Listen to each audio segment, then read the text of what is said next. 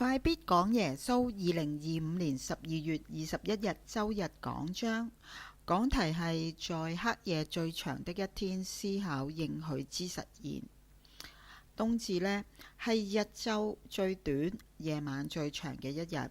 如果呢我喺屋企，今晚呢就會煮餐好嘅，同家人朋友、至親至愛嘅人分享。冬大過年，自細都係咁講㗎啦。冬大過年，今年呢就係我第6個冬至喺萬船上度過，亦都係尾二嘅一個啦。做完冬就到聖誕啦。有朋友呢寫信話想念呢我改嘅歌詞嘅聖誕歌，街頭報佳音，回憶昨日，理解今日，懷住意志邁向明日，係我哋做人之道啊！弟兄姊妹，好好保存我哋嘅回憶，憑住理解去整理我哋嘅記憶，開啟未來。記憶同今日同未來都係有關嘅。今日我哋要講嘅就係應許應驗過去、今日同將來嘅事。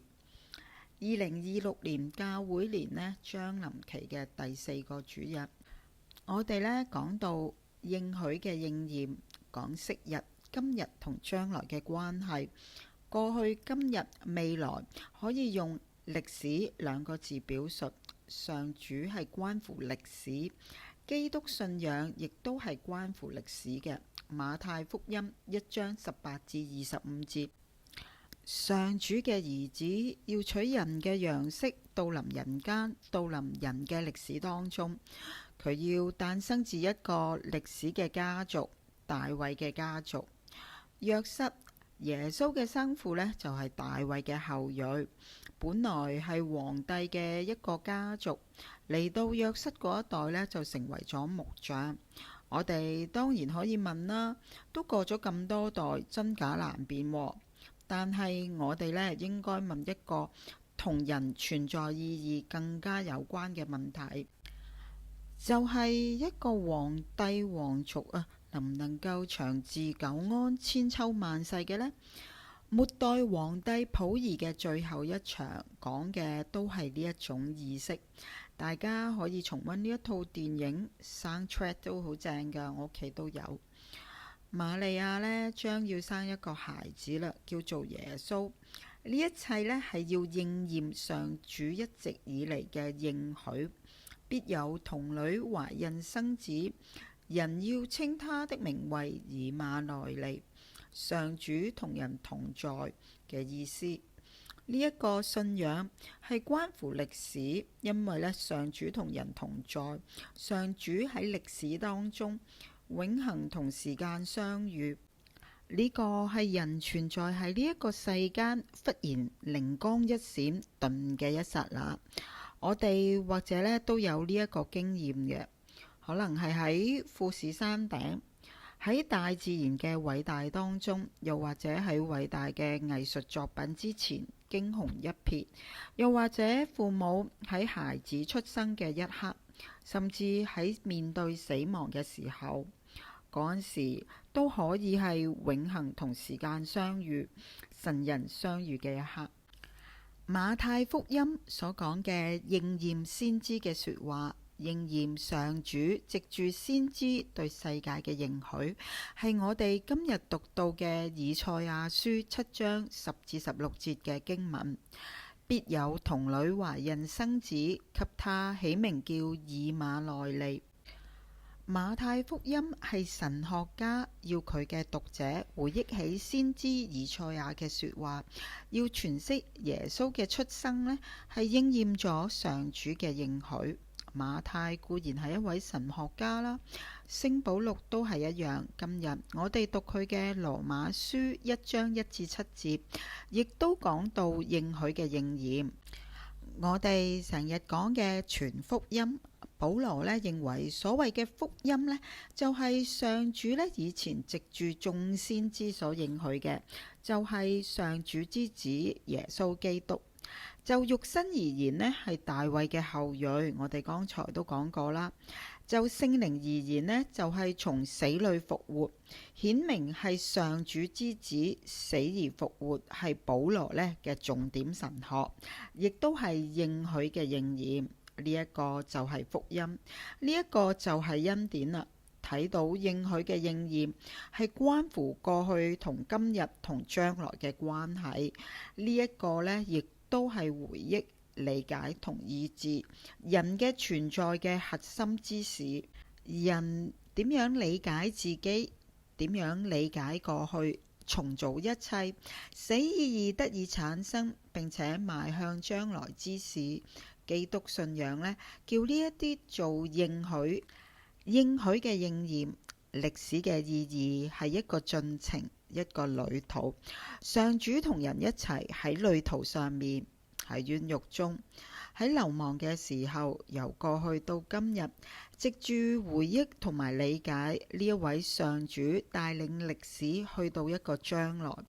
人為咗信靠嗰位呼召人嘅上主，喺當下呢作出決斷。瑪利亞作出呢孕育耶穌嘅決斷，約瑟亦都呢作出迎娶一個未婚懷孕女子嘅決斷。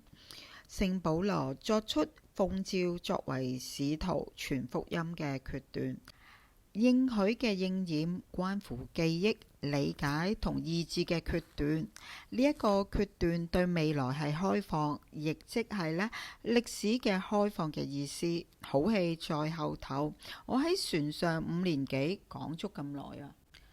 應許嘅應驗呢，亦都係人對人生存在嘅確據，使人呢睇到、經歷到上主係信實嘅。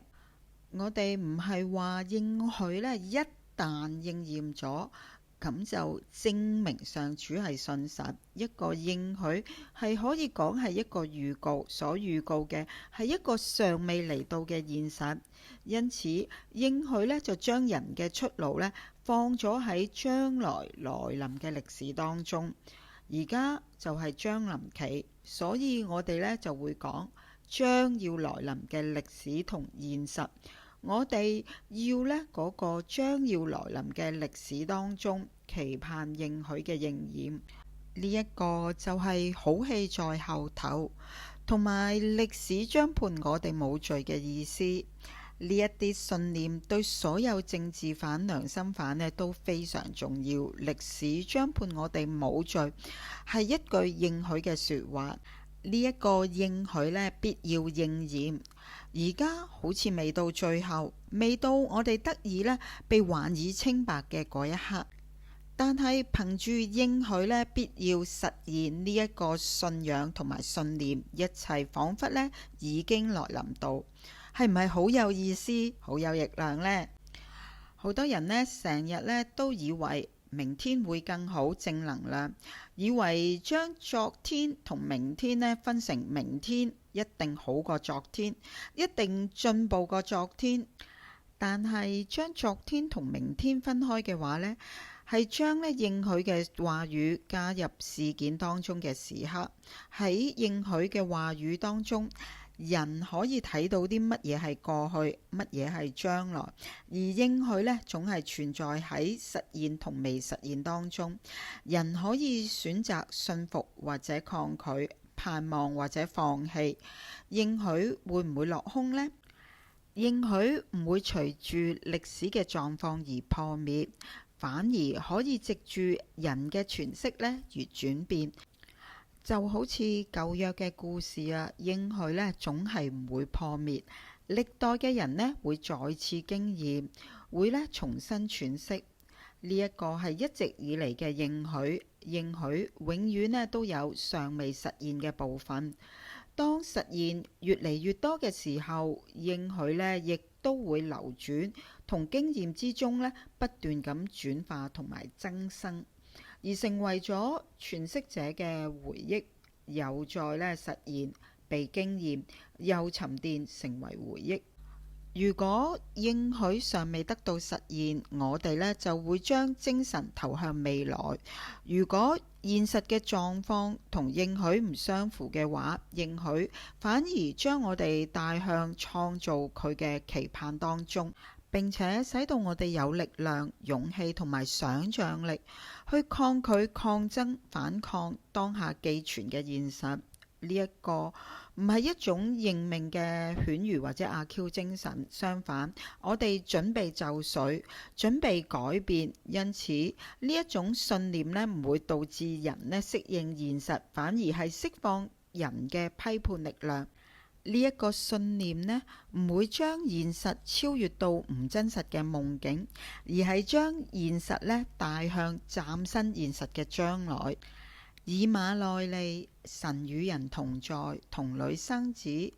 耶穌長大之後嘅即事，好似盲人開眼、啞巴唱歌、破子跳舞，被囚禁嘅得到釋放，都係應許嘅應驗，以及嶄新現實嘅將來嘅實現。上主堅守佢嘅應許，對保羅而言呢係確定嘅，嗰個確據呢亦都係嶄新嘅，唔單止係童女生子，更加關乎死人復活。死人都可以復活，所以應許呢必定會應驗。而欠缺信心係對上主信實嘅懷疑，因為佢懷疑上主為咗佢嘅應許保證嘅可靠性。對於應許嘅確信係對信實嘅主嘅確信，使人唔需要從歷史之中解脫出嚟，反而可以承擔起歷史，即係當中嘅責任。我哋信呢一個有應許所保證，可以自由活喺應許所保證嘅歷史當中。我哋期待嘅唔單止係而家嘅將來，亦都係期待住過去嘅將來。願我哋有信心同盼望，願榮耀歸上主。香港誠心所願。聖誕節我哋再見，做冬團聚真係好，年半之後我都得。